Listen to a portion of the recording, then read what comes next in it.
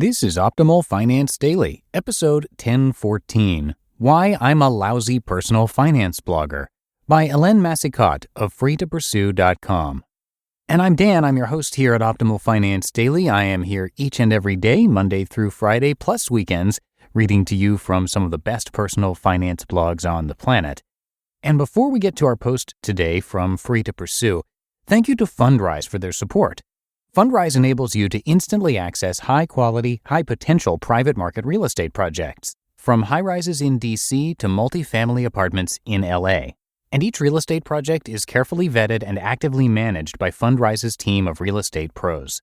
Fundrise is the future of real estate investing, so visit fundrise.com/OFD, that's fundrise.com/OFD, to have your first 3 months of fees waived. For now, let's get right to the post as we start optimizing your life.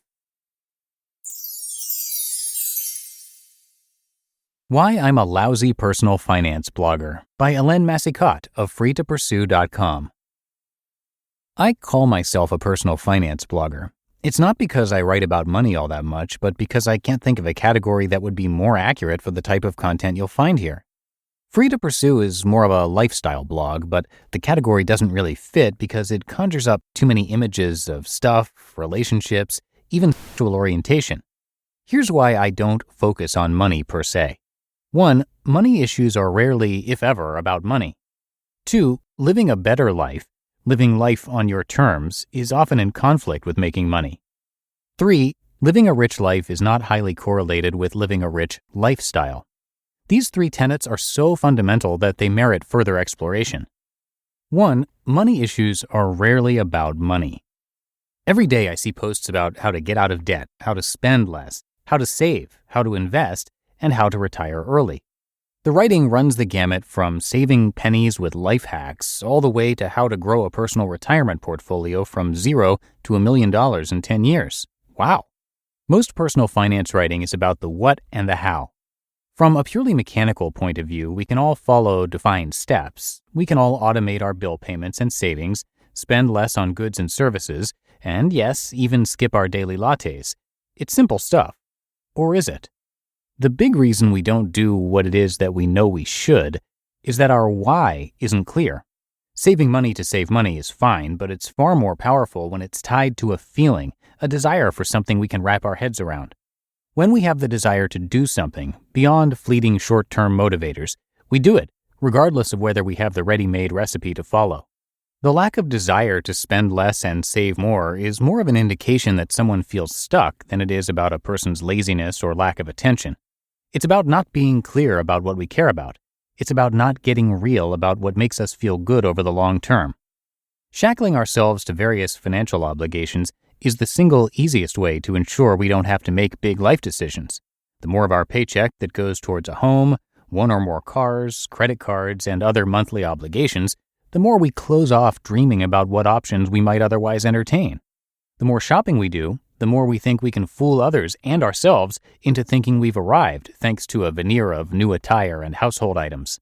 The more stuff we have and the more short-term commitments we need to tend to, the less time we have to spend facing the reality of how we might want our lives to be different. Stripping away all the noise, all the stuff, helps us get real about why we've built a complex, busy world around us. It makes us take a look at our lives, at whether or not what we do and what we spend money on is in line with what we really want out of life. When we're clear about what really matters, we start shedding obligations. We start saying no to what's not essential.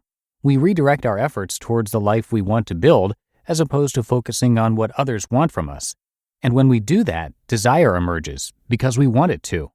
We spend less because we care more about how we spend time than money. We reduce our debts because we want more flexibility around how we allocate every dollar we earn. We save for emergencies because we don't want to get distracted by short-term shortfalls. And we save for the long term because of how it feels to know we're planning for the future. The reality is that, except for those in the most dire circumstances, overspending and lack of savings has more to do with our own fears and perceived inadequacies than it does insufficient earnings. 2. Living a better life conflicts with making money. The biggest lie society tells us is that living the good life is about maximizing our earning potential. It's the lie that makes it possible for corporations to offer ridiculous salaries for soul-sucking, meaningless work. Soul-sucking work, by the way, is any type of work that makes you feel you need a shower when you get home. Work that requires you to tell yourself that you're just doing your job because the policies you need to follow aren't in line with what you know deep down are the right thing to do. Earning potential is what keeps us from making a career change we know would make us happier and more fulfilled. It's what keeps us working for more years than we need to thanks to golden handcuffs. It's even what will keep parents from making the decision to stay home because of what the absence from the workforce will do to their promotability. Ultimately, the message that we need to maximize our earning potential because it's what will allow us to save more and to give more tells us that our personal worth is reduced to how many zeros we can tally up over our lifetime. The quality of our lives has very little to do with the number of zeros we accumulate as part of our net worth.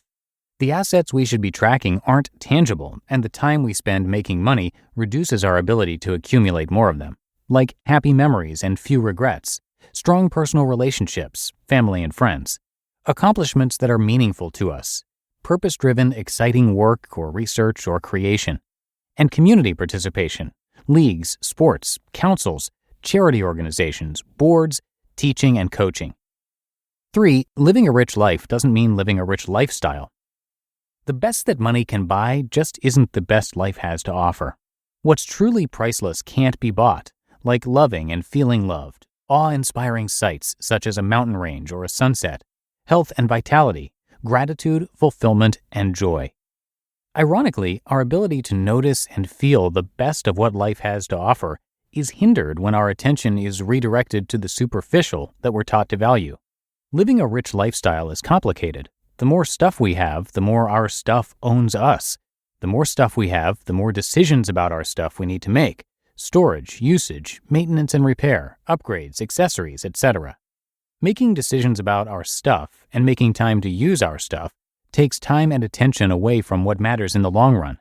I won't deny that shiny new things are fun to buy and to have, and we should enjoy having them in our lives, as long as they don't lead us to make choices that take us away from leading the type of life dreams are made of. Our dreams, anyway.